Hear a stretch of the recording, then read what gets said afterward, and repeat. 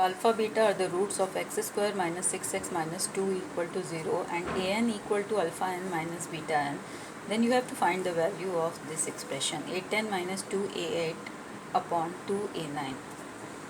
Alpha plus beta are the roots of this expression. So alpha plus beta equal to minus b by a. So minus b will be the coefficient of x.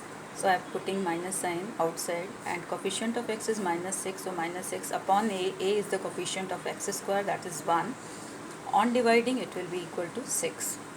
Product of roots alpha and beta will be equal to c by a. C is the constant term, so minus 2, and a is the coefficient of x square, that is 1. So that is equal to minus 2.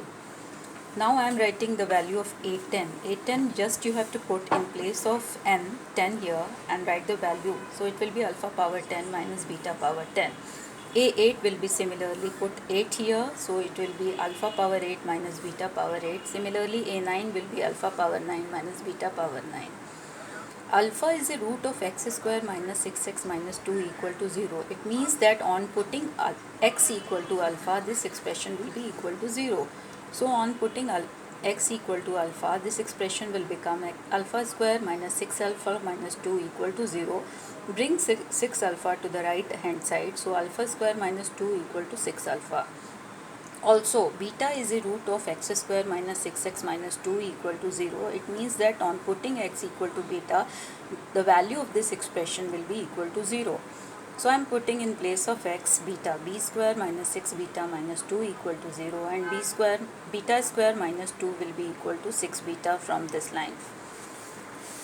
Now take the expression whose value we have to find, a10 minus 2a8 upon 2a9. Put the values that we have find out. So just open the brackets. It will be alpha 10 minus 2 alpha 8. I am just putting it in a single bracket, putting the minus sign.